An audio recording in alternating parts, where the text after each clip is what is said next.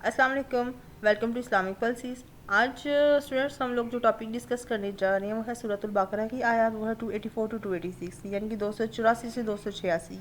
ये सूरत हम लोग जो पढ़ने जा रहे हैं बेसिकली ये लेक्चर हम स्टूडेंट्स के लिए जो यूनिवर्सिटी का कंपलसरी कोर्स पढ़ रहे हैं,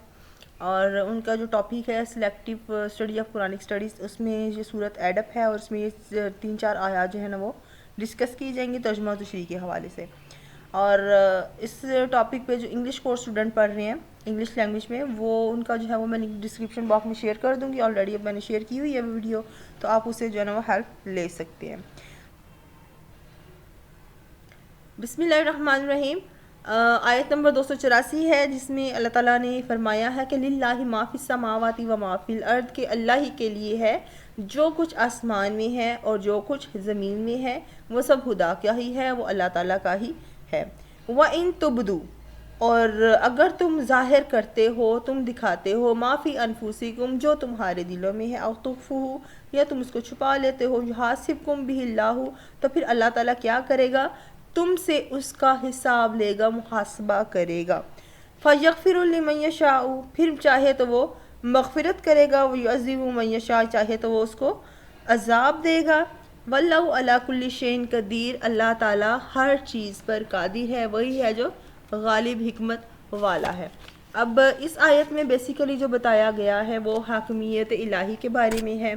और अल्लाह ताला कुरान मजीद में फरमाते हैं कि इन्नल हुक्मु इल्ला लिल्लाह, के बेशक जो हुक्म है वो अल्लाह ताला ही को हासिल है, हाकमियत उसी को हासिल है। और लिल्लाहि मा फिस समावाति व मा फिल अर्द को हम देखते हैं तो मुफस्सिरीन इस हवाले से तशरीह करते हैं। वो कहते हैं कि किसी चीज़ की तखसीस, यानी कि उसको जो हम मखसूस करते हैं, हम इसको स्पेसिफाई करते हैं, तो उसके पीछे 3 रीज़न्स या 3 वजूहात आ जाती हैं, जिसकी बेस पर हम कह सकते हैं कि ये फ़लाँ चीज़ या फ़लाँ के साथ जो है वो उसको खसूसियत हासिल है या वो मखसूस है। तो पहली हम इसकी वजह देखते हैं तो उसमें आ जाता है कि अगर कोई शख्स किसी चीज़ को बनाता है, जैसे हम मिसाल ले सकते हैं कि कोई बर्तन बनाता है, कोई मशीनरी बना लेता है, कोई औजार बना लेता है, तो वो उस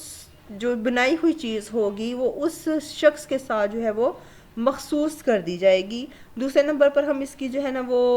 खसूसियत या उसका मखसूस करना इस वजह से भी हो सकता है कि वो उस चीज़ का मालिक है, तो उसकी मलकियत के हवाले से हम उसको मखसूस कर देंगे, जैसे कि वो उस बंदे ने अगर मशीनरी बनाई है तो वो उसका मालिक है।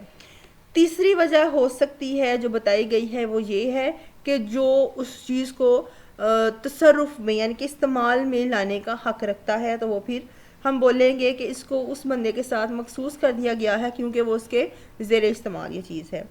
तो अब हम जब देखते हैं कि अल्लाह ताला जो हक़नियत है इस कायनात पर, उसमें जो है ना वो 3 सिफ़ात पाई जाएंगी, जैसे कि उसने कायनात का ज़र्रा ज़र्रा उसकी ज़ात के साथ मखसूस है क्योंकि वो उस चीज़ को बनाने वाला है। जैसे अल्लाह ताला फरमाते हैं बदिउस समावाति वल अर्द, के आसमान और ज़मीन को पैदा करने वाली वही ज़ात है। फिर फरमा दिया कि हर चीज़ अल्लाह ताला की कमाल सन्नत और कारीगरी का शहकार है।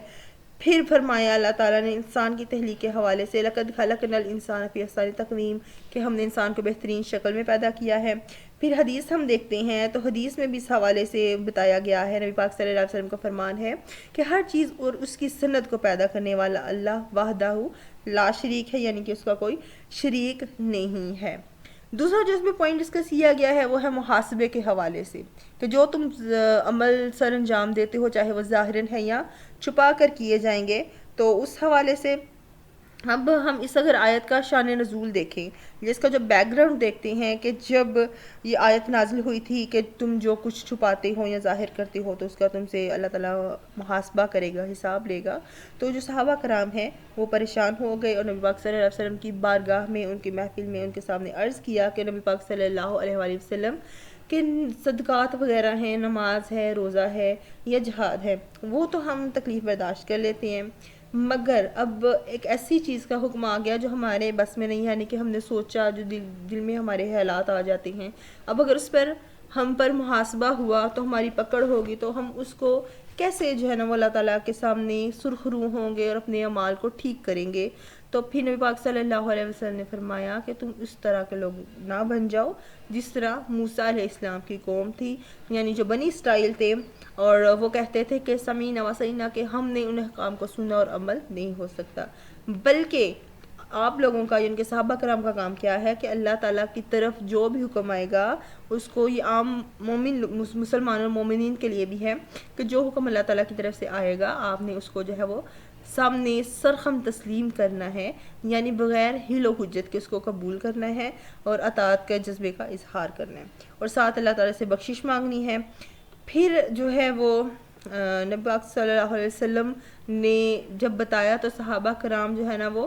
ہر حکم کی تصدیق اس انداز میں کرتے تھے کہ سمینا و اطعنا غفرانک ربنا، کہ اے ہمارے رب ہم نے تیرا حکم سنا، تیری اطاعت کی، اب تو ہمیں معاف کر دے۔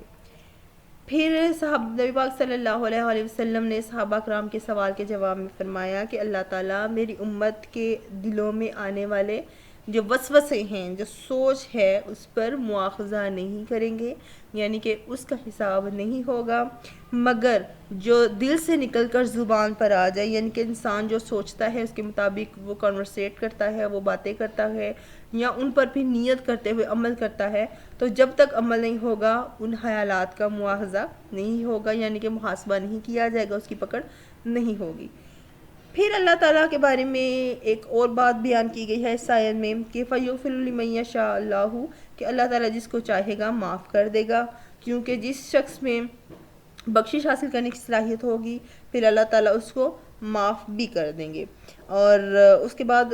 بولا گیا ہے کہ اللہ تعالیٰ جس کو چاہیں گے وہ سزا بھی دیں گے، اور اس کے بعد یہ بھی فرمایا ہے کہ اگر انسان توبہ کرتا ہے، نیک اعمال سر انجام دیتا ہے، تو پھر اللہ تعالیٰ کیا ہے، ہر چیز پر قادر ہے، وہ توبہ قبول کرنے والا ہے۔ اس کے بعد اگلی آیت آ جاتی ہے جی 285 285۔ اب 285 آیت میں جو ہے وہ بتایا گیا ہے پیغمبروں کے حوالے سے، فرشتوں کے حوالے سے، اللہ تعالیٰ پر ایمان کے حوالے سے، اور دیکھتے ہیں کہ اس میں جو ہے وہ بیسیکلی دو باتیں بیان کی گئی ہیں۔ تو اللہ تعالیٰ فرماتے ہیں کہ آمنا، ایمان لائیں، ماننے، الرسول کو رسول پر، بما انزل الیہ، جو ان کی طرف سے جو نازل کیا گیا، الیہ تمہاری طرف، یعنی کہ جو کتاب اللہ ہے ان کے پروردگار کی طرف، من ربی ہی، ان کے رب کی طرف سے نازل کی گئی ہے۔ آگے آ رہی ہے 285 ورس 285 آیت، جس میں بتایا گیا ہے، اللہ تعالیٰ فرماتے ہیں کہ آمن الرسول، ایمان لائیں رسول پر، بما انزل الیہ، جو نازل ہوئی ہے اس کے، من ربی ہی، رب کی طرف سے، یعنی کہ جو کتاب ان کے پروردگار ان کے رب کی طرف سے نازل کی گئی ہے۔ والمؤمنون، اور جو مومن ہیں، کل، سب کے سب، آمنا، ایمان لائے، باللہ و ملائکاتہ، اللہ پر، اس کے فرشتوں پر، وکتبہ و رسلہ، اور اس کی آسمانی الہامی جو کتب ہیں ان پر، اس کے پیغمبروں پر، یعنی کہ سب پر وہ ایمان لے آئے ہیں۔ پھر فرماتے ہیں لا نفرق بین احد من رسلہ، اور ہم فرق نہیں کرتے ہیں ان میں سے، پیغمبروں میں سے، کسی ایک بھی پیغمبر کے حوالے سے، وقالو، اور انہوں نے کہا یا وہ کہتے ہیں، سمینا و اطعنا، ہم نے سنا اور ہم نے تیری اطاعت کی، غفرانک ربنا و الیک المصیر، اور اے پروردگار ہم بخشش مانگتے ہیں، اے پروردگار ہم تیری بخشش چاہتی ہے اور تیری طرف لوٹ کر جانا ہے۔ اب اس آیت میں جو ہے وہ بتائی گئی ہے صحابہ کرام کی مدح، یعنی کہ ان کی تعریف کی گئی ہے، اور اللہ تعالیٰ نے دلی محبت کے ساتھ جو اللہ تعالیٰ کے احکامات کو انہوں نے قبول کیا تھا، اس حوالے سے بیان کیا گیا ہے کہ اس آیت میں صحابہ کرام کی جو انہوں نے پچھلی آیت میں ہم نے ڈسکس کیا تھا کہ انہوں نے جو حکم آیا وہ منو اس کو قبول کرتے ہوئے اللہ تعالیٰ سے بخشش بھی ساتھ میں طلب کی اور اپنے اعمال بھی سر انجام دیے ہیں۔ تو اس حوالے سے باقاعدہ ان کی مدح کی گئی ہے، تعریف کی گئی ہے کہ وہ تصدیق کرتے ہیں ایمان بالقلب کے ساتھ، جو ہمارے ارکان آ جائیں گے ان کے حوالے سے، کہ کل آمن باللہ، کہ سب کے سب جو صحابہ کرام ہیں وہ ایمان لے آئی ہیں اللہ تعالیٰ پر، اور دل سے ان کی تصدیق کرتے ہیں جو ارکان ہیں۔ پھر ایمان مکمل نہیں ہوگا جب تک سب سے پہلے ہم عقائد میں اللہ پر ایمان لاتے ہیں، پھر فرشتوں پر، رسولوں پر، الہامی کتب پر، اور اس کے بعد فرشتوں پر ایمان اور لانے کے حوالے سے، ملائکہ پر ایمان لانے کے حوالے سے، اور اس کے بعد رسولوں پر ایمان لانے کے حوالے سے بتایا گیا ہے کہ ان پر ایمان لائے بغیر جو ہے نا وہ انسان، ایک مسلمان کا جو ہے وہ ایمان مکمل نہیں ہوتا۔ اور یہودیوں کا جو حال بیان کیا گیا ہے وہ کیا کرتے تھے، جیسے اس صورت میں ہے نا اس آیت میں کہ لا نفرق بین احد من رسولہ، کہ نبی اللہ کے رسولوں کے درمیان تفریق نہیں کرتے ہیں، فرق نہیں کرتے ہیں. تو یہودیوں کا جو حال تھا وہ بیان کیا گیا ہے، ساتھ میں بتایا گیا ہے کہ حضرت موسیٰ علیہ السلام پر تو وہ ایمان رکھتے ہیں، مگر عیسیٰ علیہ السلام کے وہ منکر ہیں کہ وہ اللہ کے رسول نہیں ہیں، اور نبی پاک صلی اللہ علیہ وسلم کو وہ خاتم النبیین بھی نہیں مانتے ہیں، تو وہ مسلمان نہیں ہوں گے. اور اس کے بعد بخشش کی طلب بھی اس آیت میں کی گئی ہے، وہ بتایا گیا ہے اس حوالے سے وقالو سمینا، کہ ہم سب نے سن لیا اللہ تعالیٰ نے جو کچھ نازل فرمایا، وطانا، اور ہم نے اس کی دل و جان سے فرما برداری کی ہے، اس پر ہم عمل کرتے ہیں، اطاعت کرتے ہیں، انکار نہیں کرتے ہیں. پھر فرمایا کہ غفرانک ربنا، کہ اے پروردگار ہم تجھ سے طلبگار ہیں بخشش کے، تجھ سے اپنی جو غلطیاں ہیں ہمارے کوئی کبیرہ صغیرہ گناہ معاف کر دی، اس کی ہمیں بخش دے. اس کے بعد کہتے ہیں کہ غفران کا لفظ استعمال کیا گیا ہے، تو غفران کا جو معنی بتایا گیا ہے اس کا مطلب ہوتا ہے جی ڈھانپ دینا، ٹھیک ہے، یعنی کہ جو ہماری لغزش ہے، ہمارے جو گناہ ہیں، ہم سے جو کوئی غلطی سرزد ہو گئی ہے تو ان کو پردے میں ڈھانپ لے. پھر اس میں جو ہے نا قیامت پر ایمان، آخری جو پوائنٹ ہمارا آ جاتا ہے، ٹھیک ہے، کہ تیری طرف ہم نے لوٹ کر جانا ہے، وَإِلَيْكَ الْمَصِيرُ، کہ تیری طرف ہم نے لوٹنا ہے، تیری طرف رجوع کرنا ہے. اس حوالے سے فرماتے ہیں اللہ تعالیٰ وَبِالْآخِرَةِ هُمْ يُوقِنُونَ، کے جو مومن لوگ ہیں وہ ایمان رکھتے ہیں آخرت کے دن پہ. اور اب آخرت پر جو سے کیا مراد ہے، یہ ایمان بالغیب میں شامل ہے، اور اس حوالے سے جو ہے نا وہ مومن کی ایک خصوصیت بھی ہے وَيُؤْمِنُونَ بِالْغَيْبِ، کہ وہ بغیر دیکھے ایمان رکھتے ہیں غیب پر. اور اس میں جو ہے نا وہ بتایا گیا ہے، جب ہم اس کو ڈیفائن کرتے ہیں تو اس میں آ جاتا ہے اللہ تعالیٰ کی ذات، ملائکہ، الہامی کتب، رسل اور قیامت کا روز، اس میں شامل ہے ایمان بالغیب میں. پھر اگلی آیت ہے 286 286، اس میں اللہ تعالیٰ نے بیان کیا ہے، وہ کہتے ہیں، فرماتے ہیں کہ اللہ تعالیٰ جو ہے نا وہ انسان پر اس کی استطاعت سے بڑھ کر بوجھ نہیں ڈالتے ہیں. اور اب اس میں اللہ تعالیٰ فرماتے ہیں لا یکلف اللہ، کہ اللہ تعالیٰ نہیں دیتا ہے کسی شخص کو، کسی جان کو، کسی نفس کو الا وسعہا، اس کی استطاعت سے بڑھ کر، اس کی طاقت سے بڑھ کے تکلیف نہیں دیتے ہیں، بوجھ نہیں ڈالتے ہیں. اس کے بعد فرماتے ہیں لا ما کسبت ابا علیہا ما اکتسبت، کہ اچھے کام کرے گا تو اس کو پھر ان کا فائدہ ملے گا، اور اگر پھر برے کام کرے گا تو پھر اس کو کیا ہوگا، نقصان ہوگا. ربنا لا تؤاخذنا ان نسینا او اخطانا، کہ اے پروردگار، پھر دعا کرتے ہیں کہ اے پروردگار ہم سے بھول یا چوک ہو گئی ہو تو ہمارا مواخذہ نہ کرے. ربنا ولا تحمل علینا اسرا کما حملتہ، اور علی الذین من قبلنا، کہ اے پروردگار، اے اللہ تعالیٰ ہم پر ایسا بوجھ نہ ڈالیں جیسا کہ آپ نے ہم سے پہلے لوگوں پر ڈالا تھا. ربنا ولا تحملنا ما لا طاقت لنا بہ، پھر فرمایا کہ اے پروردگار جتنا بوجھ اٹھانے کی ہم میں طاقت نہیں ہے اتنا ہمارے سر پر نہ رکھیں، اتنا ہم پر بوجھ نہ ڈالیں. واعف عنا واغفر لنا، پھر فرمایا کہ ہمارے گناہ جو ہیں ان سے درگزر کریں، ہم کو بخش دے، معاف کر دے. ورحمنا، اور ہم پر رحم کرے. انت مولانا فانصرنا علی القوم الکافرین، اور پھر فرمایا کہ تو ہی ہمارا مالک ہے، تو ہی کارساز ہیں، اور کافروں کے مقابلے میں آپ جو ہے نا وہ ہم کو جو ہے نا وہ غالب فرما، ہماری مدد کر. اب جو اس آیت میں بیسیکلی بتایا گیا ہے وہ سب سے پہلے بتایا ہے کہ اللہ تعالیٰ کسی پر ضرورت سے زیادہ بوجھ نہیں ڈالتے ہیں، تو اس سے مراد ہے دین کا آسان ہونا، یعنی کہ جو تعلیمات بتائی گئی ہیں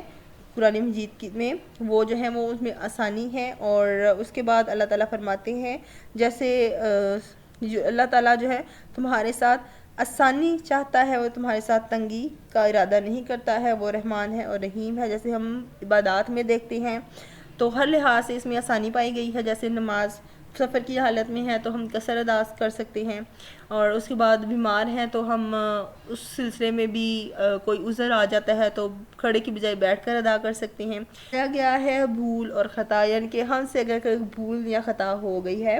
تو اب بھول یا خطا میں ہم دیکھتے ہیں تو بیسیکلی تھوڑا بہت فرق ہوگا. جیسے نسیان یا بھول ایسی غلطی کا نام ہوگا جس میں نیت یا ارادے کا دخل نہیں ہوتا, یعنی کہ اچانک وہ ہم سے سرزد ہو جاتا ہے, ٹھیک ہے. اور